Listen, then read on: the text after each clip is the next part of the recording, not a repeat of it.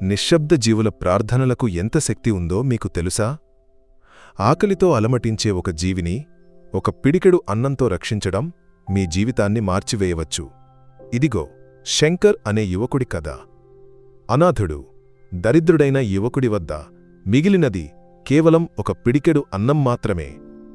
అయినప్పటికీ తన ఆకలిని మరచి వానలో తడిసి వణుకుతున్న ఒక కుక్కకు ఆ అన్నాన్ని అతను ఇచ్చాడు. ఆ కుక్క సాధారణ జీవి కాదు, శంకర్ యొక్క చీకటి జీవితంలోకి వెలుగు తీసుకురావడానికి విధించబడిన ఒక దూత అని అతనికి తెలియదు. మరుసటి రోజు ఆ కుక్క శంకర్ను ఒక ఆడంబరమైన ఇంటి ద్వారం వద్దకు తీసుకెళ్లినప్పుడు అక్కడ కనిపించిన దృశ్యం అతన్ని ఆశ్చర్యపరిచింది. ఆ ఇంటిలో ఏమి ఉంది? ఒక పిడికెడు అన్నం శంకర్ జీవితాన్ని ఎలా శాశ్వతంగా మార్చివేసింది? ఈ అద్భుత కథలోకి మనం ఒక్కసారి అడుగుపెట్టి చూద్దాం. కొచ్చి యొక్క రద్దీగా ఉండే వీధులలో ఆకాశం కంటే ఎత్తైన భవనాలు, కలల కంటే ఎక్కువ నిరాశలతో నిండిన ఒక ప్రదేశంలో 23 ఏళ్ల శంకర్ జీవించాడు. అతను అనాథుడు. తల్లిదండ్రులు ఎవరో, ఎక్కడ ఉన్నారో అతనికి ఏమాత్రం తెలియదు. చిన్నతనం నుండి వీధులలోనే అతను పెరిగాడు. కొన్నిసార్లు దుకాణాలలో కూలి పని చేస్తూ, కొన్నిసార్లు రైల్వే స్టేషన్లో బరువులు మోస్తూ జీవితాన్ని నెట్టుకున్నాడు. కష్టపడి పనిచేసే నీతిమంతుడైనప్పటికీ అదృష్టం అతనితో విరోధంగా ఉంది. ఆ రోజుల్లో అతనికి ఏ ఉద్యోగం లేదు. పాత చిన్న గదిలో అద్దె చెల్లించే మార్గం లేక అతను నివసించాడు. 2 రోజులుగా అతని కడుపులో ఒక్క మెతుకు కూడా పడలేదు. ఆ ఉదయం ఒక గుడి ముందు భోజన వితరణ కోసం నిలబడిన పొడవైన క్యూలో నిలబడి కష్టంగా ఒక పిడికెడు పొడి అన్నం మాత్రమే అతనికి దొరికింది. దీన్ని రాత్రి తిందాం, ఈరోజు, రేపు ఇదే నా ఆధారం అని అతను మనసులో లెక్క వేసుకున్నాడు. సాయంత్రం అవగానే ఆకాశం నల్లని మేఘాలతో కప్పబడి అకస్మాత్తుగా భారీ వర్షం కురవడం మొదలైంది.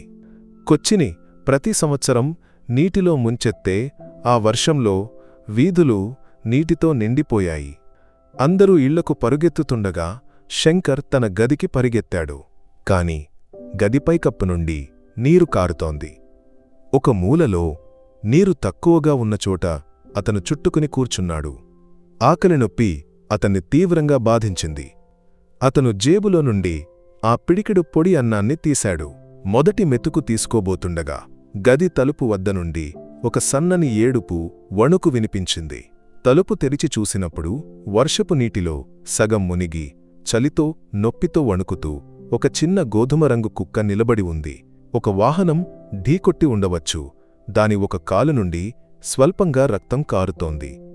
ఆ కుక్క అంత దయనీయంగా కనిపించింది. శంకర్ హృదయం కరిగిపోయింది. శంకర్కు కూడా ఆకలి వేసింది, చాలా ఆకలి. అయినప్పటికీ ఆ నిస్సహాయ జీవి యొక్క బాధను చూసి అతనికి తట్టుకోలేకపోయింది. నేను మనిషిని కదా, ఏదో ఒక పని చేస్తాను, ఎవరినైనా అడుగుతాను, కడుపు నింపుకోగలను. కాని ఈ జీవికి ఏమిటి మార్గం? ఇది ఎవరితో చెప్పగలదు అని అతను ఆలోచించాడు. అతను ఆ పిడికెడు అన్నాన్ని 2గా విభజించాడు. ఒక భాగాన్ని కుక్క ముందు ఉంచాడు. రోజుల తరబడి ఏమీ తినని ఆ కుక్క ఒక్క క్షణంలో ఆ అన్నాన్ని తినేసింది. తర్వాత ఆశతో శంకర్ను చూసింది. శంకర్ స్వల్పంగా నవ్వాడు. నీకు కావాలంటే ఈరోజు నీవే తిను స్నేహితా, నీ ఆశీస్సులతో నా జీవితం కూడా మారిపోవచ్చు అని మనసులో అనుకుని మిగిలిన అన్నాన్ని కూడా కుక్క ముందు ఉంచాడు.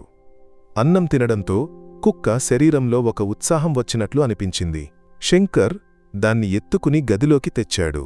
ఒక పాత గుడ్డతో దాని తడిగా ఉన్న శరీరాన్ని తుడిచాడు. కాలిపై గాయానికి ఒక గుడ్డ కట్టాడు. తర్వాత ఒక పాత సంచిపై దాన్ని పడుకోబెట్టి తాను ఆకలితో ఉన్న కడుపుతో నేలపై పడుకున్నాడు. ఆ రాత్రి బయట వర్షం శబ్దం ఎక్కువైంది. కాని శంకర్ హృదయంలో ఒక అసాధారణ శాంతి నిండింది. ఒక జీవిని సహాయించినప్పుడు లభించే శాంతి కడుపు నిండిన సుఖం కంటే గొప్పదని అతనికి అనిపించింది. మరుసటి రోజు ఉదయం వర్షం ఆగినప్పుడు శంకర్ మేల్కొన్నాడు.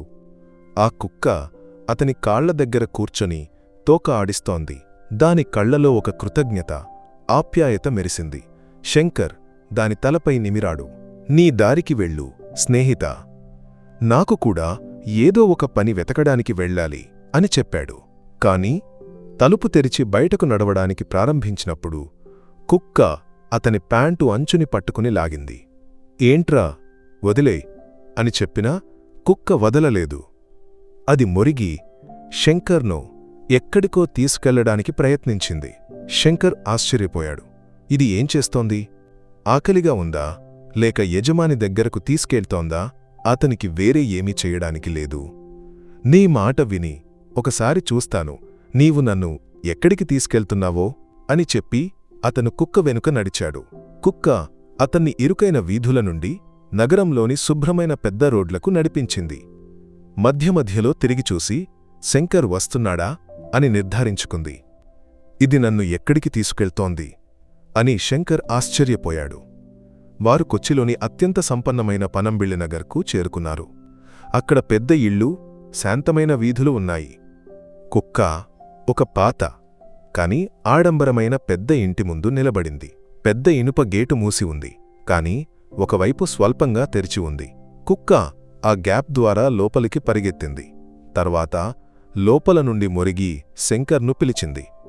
శంకర్ హృదయం భయంతో కొట్టుకుంది. ఇది ఏదో పెద్ద మనిషి ఇల్లు. నేను లోపలికి వెళ్తే ఎవరైనా చూస్తే దొంగ అని ఆరోపిస్తారు అని అతను భయపడ్డాడు. వెనక్కి నడవడానికి ప్రారంభించినప్పుడు కుక్క మొరుగుడు బిగ్గరగా అయింది. దాని శబ్దంలో ఒక ఆందోళన ఉంది, ఒక పెద్ద సమస్య యొక్క సూచనలా. శంకర్ మనసు అంగీకరించలేదు. ధైర్యం సంపాదించి అతను గేటు తెరిచి లోపలికి అడుగుపెట్టాడు. లోపలి తోట అందంగా ఉన్నప్పటికీ ఒక శూన్యత అనుభవమైంది. కుక్క ఇంటి ప్రధాన తలుపు దగ్గరకు పరిగెత్తింది. తలుపు స్వల్పంగా తెరిచి ఉంది. కుక్క పావుతో తలుపును గీరింది. శంకర్ భయంతో వెనుక వెళ్లాడు. తలుపు గ్యాప్ ద్వారా చూసినప్పుడు అతని శ్వాస ఆగిపోయింది. హాల్ పెద్దది, భవ్యంగా ఉంది, కాని అంతా అస్తవ్యస్తంగా పడి ఉంది. మధ్యలో ఒక వృద్ధ స్త్రీ స్పృహ కోల్పోయి నేలపై పడి ఉంది. ఆమె తల నుండి స్వల్పంగా రక్తం కారుతోంది. బహుశా పడిపోవడంతో గాయమై ఉండవచ్చు. కుక్క ఆమె దగ్గరకు చేరి ముఖాన్ని నాకింది. తరువాత శంకర్ను చూసి మొరిగింది. సహాయం చెయ్యి అని చెప్పినట్లు. శంకర్ ఒక్క క్షణం కూడా వృధా చేయలేదు. అతను పరిగెత్తి వెళ్ళి ఆ స్త్రీ తల కింద ఒక దిండు ఉంచాడు. నాడి పరిశీలించాడు. నాడి చాలా నెమ్మదిగా ఉంది. చుట్టూ చూసినప్పుడు ఒక మూలలో ఒక టెలిఫోన్ కనిపించింది. అతను పరిగెత్తి ఫోన్ తీసి అంబులెన్స్కు కాల్ చేశాడు. ఇంటి చిరునామా చెప్పి త్వరగా రమ్మని కోరాడు. తరువాత ఆ స్త్రీ దగ్గరకు తిరిగి వచ్చి ఆమె చేతులు కాళ్లు రుద్దాడు. కుక్క అక్కడే కూర్చొని యజమానిని, శంకర్ను మార్చి మార్చి చూసింది. కొంత సమయంలో అంబులెన్స్ వచ్చింది. శంకర్ సహాయంతో మెడికల్ టీం ఆ స్త్రీని స్ట్రెచర్పై పడుకోబెట్టి ఆసుపత్రికి తీసుకెళ్లారు. వీళ్లతో ఆసుపత్రిలో ఎవరు ఉన్నారు అని ఒక వార్డ్ బాయ్ అడిగాడు. నేను ఉన్నాను అని శంకర్ చెప్పాడు. అతను తన పేరు రాసిచ్చాడు. చిరునామాగా ఆ పాతగది వివరాలు మాత్రమే ఉన్నాయి. ఆసుపత్రిలో డాక్టర్ చెప్పాడు, వీళ్లకు ఒక చిన్న స్ట్రోక్ వచ్చింది, అందుకే పడిపోయారు. సమయానికి ఇక్కడికి తీసుకురాకపోతే ఏదైనా జరిగి ఉండేది. శంకర్ ఆసుపత్రి బెంచ్పై కూర్చొని ఆ స్త్రీ గురించి ఆందోళన చెందాడు. కుక్క. తరువాత దాని పేరు మోనన్ అని తెలిసింది. శంకర్ కాళ్ల దగ్గర ఒక అడుగు కూడా కదలకుండా కూర్చుని ఉంది. 2 రోజుల తరువాత ఆ స్త్రీకి స్పృహ వచ్చింది. ఆమె పేరు లక్ష్మీ అమ్మ. నగరంలోని ఒక పెద్ద ఇంటిలో ఒంటరిగా నివసించే సంపన్న వితంతువు ఆమె. ఆమె భర్త చాలా సంవత్సరాల క్రితం మరణించాడు. పిల్లలు లేరు. మోనన్ మాత్రమే ఆమె ఏకైక సహచరుడు. ఆ రోజు స్ట్రోక్ వచ్చినప్పుడు మోనన్ బయటకు పరిగెత్తి సహాయం కోసం వెళ్ళింది. లక్ష్మీ అమ్మ స్పృహలోకి వచ్చినప్పుడు తనను ఆసుపత్రికి తీసుకొచ్చిన యువకుడి గురించి నర్సుతో అడిగింది. నర్సు శంకర్ గురించి చెప్పింది. లక్ష్మీ అమ్మ శంకర్ను గదిలోకి పిలిపించింది. శంకర్ భయంతో లోపలికి అడుగుపెట్టాడు. లక్ష్మీ అమ్మ బలహీనమైన కాని ప్రేమతో నిండిన స్వరంతో చెప్పింది, బాబూ, దగ్గరకురా. నా ప్రాణాన్ని కాపాడిన ఆ యువకుడు నీవే కదా? శంకర్ తల వంచాడు. అమ్మా, నీ ప్రాణాన్ని కాపాడింది ఈ నమ్మకమైన మోనన్. నేను కేవలం ఒక మాధ్యమం మాత్రమే. లక్ష్మీ అమ్మ నవ్వింది. కాని మోనన్, ఎందుకు నీ దగ్గరకే వచ్చింది? నీలో ఏదో ప్రత్యేకత ఉంది. తర్వాత ఆమె పోలీసులతో, లాయర్తో ఆ రాత్రి గురించి విచారించమని చెప్పింది. ఇంటి సెక్యూరిటీ కెమెరా ఫుటేజ్ను వారు పరిశీలించారు.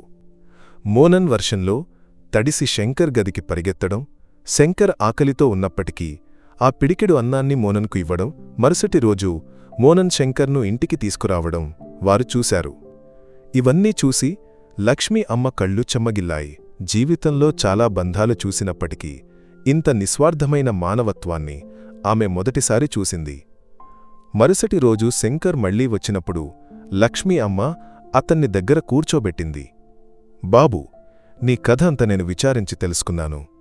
నీవు అనాథుడివి, చాలా కష్టాలు సహించావు. శంకర్ మౌనంగా కూర్చొన్నాడు. లక్ష్మీ అమ్మ అతని చేయి పట్టుకొని, నాకు పిల్లలు లేరు. ఈ పెద్ద ఇల్లు, కోట్ల సంపద నా తరువాత శూన్యమవుతాయి. నీవు నా మోనన్ను కాపాడావు. మోనన్ నన్ను. కాని ఇదంతా నీ ఒక పిడికెడు అన్నం యొక్క దయతో మొదలైంది. ఈరోజు నీకు ఏదో ఒకటి ఇవ్వాలని నేను కోరుకుంటున్నాను. ఆమె లాయర్ వైపు చూసింది. లాయర్ కొన్ని పత్రాలను శంకర్కు అందించాడు. ఇది ఏమిటి, అమ్మా? అని శంకర్ అడిగాడు. బాబూ, ఇది నా వీలునామా. ఈ రోజు నుండి నీవు కేవలం శంకర్ కాదు, శంకర్ నాయర్. నీవు నా కొడుకువి. ఈ సంపద, ఇల్లు, వ్యాపారం అంతా ఇక నీది. శంకర్కు తన చెవులలో కరిగిన సీసం పోసినట్లు అనిపించింది. అతను షాకులో ఉన్నాడు. ఒక్క క్షణం పత్రాల వైపు, తర్వాత లక్ష్మీ అమ్మ వైపు చూశాడు.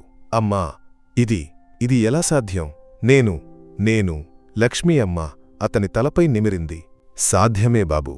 ఒక నిస్సహాయ జీవి కోసం తన చివరి పిడికెడు అన్నాన్ని త్యాగం చేసినవాడు ఏ సంపదకైనా ఉత్తమ కాపలాదారుడిగా ఉండగలడు.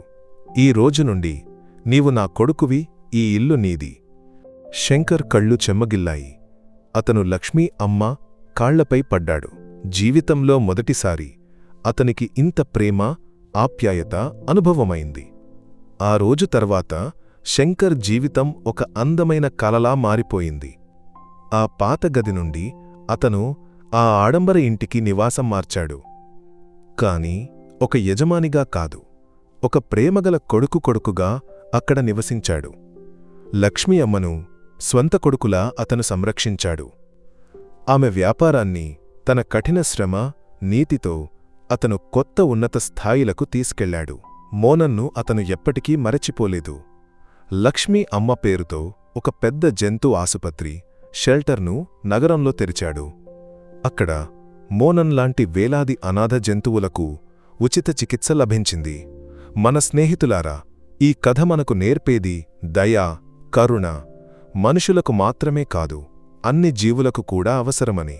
ఒక నిస్సహాయ జీవికి ఇచ్చిన ఒక పిడికెడు అన్నం మీ జీవితాన్ని మార్చే ఆశీస్సులను ఇవ్వవచ్చు.